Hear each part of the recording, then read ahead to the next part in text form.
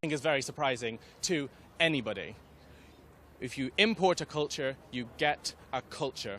This is a culture of violence, destruction, and terrorism, and there should be no surprise when we see it on our streets. Tommy, what do you have to say about what's just happened? Just going through, as I said, as we're walking around here, we've gone past young people, young girls with blankets over them from the shock. This isn't a shock to me. I don't understand people who are surprised by this. We've had 12 suspected terrorist attacks planned last year. If they would have been successful, you'd have seen shopping centres, you'd have seen aeroplanes, you'd have seen nightclubs, you'd have seen a war zone on our streets, similar to this, every single month. Then, and only then, might people realise we are at war. We're in war already. We have over 3,000 Muslims who are monitored 24 hours a day, 7 days a week. Every week, costs them £9 billion a year. Yeah? We're following and waiting for them to do this. We have had 450 ISIS fighters been allowed to return to our country. They've gone and fought for ISIS. They've been in training camps. They've been beheading people. They've been raping people. And they're walking the streets of our capital city. They're living with us. Our government have failed us. Don't come out and act all strong on this, Home Secretary, Theresa May, because you haven't been strong. You've been weak. You've showed cowardice.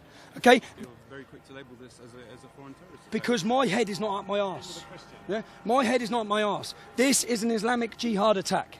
The man that done this would have either been radicalised in a prison or he would have been radicalised on the streets of the UK with full knowledge of our government and our security services. They will know who he is. Do you have information that no one else seems to have? Yeah, mate, I have information that shows there was 4 terrorist attacks last week in France. 4 in France. There was 12 planned last year. Driving your car like this man has done is exactly what the Inspire magazine, which is Al-Qaeda's magazine, which was downloaded by 50,000 British Muslims last year. 50,000 British Muslims downloaded a terrorist manual in our country. 50,000. Not 10, not 20. 50,000 people who want to see exactly what you see there. That's what they want. They want war, they want death, they want destruction, and we keep on pandering like you just come up to me saying it's got nothing to do with Islam. It's got everything to do with Islam. Everything to do with this. It's got everything to do with Islam. I'm simply asking how you're Okay, so well, sure of the political I'm on the motives. reality. This is the reality. The reality is this is a war. These people are waging war on us for time. This has gone on for 1,400 years. This is nothing new. And the whole time while this goes on, police leaders or political leaders want to invite more. They want to invite more. The blood is on the hands of people like you and the left who have allowed these people to come into our country and caused chaos.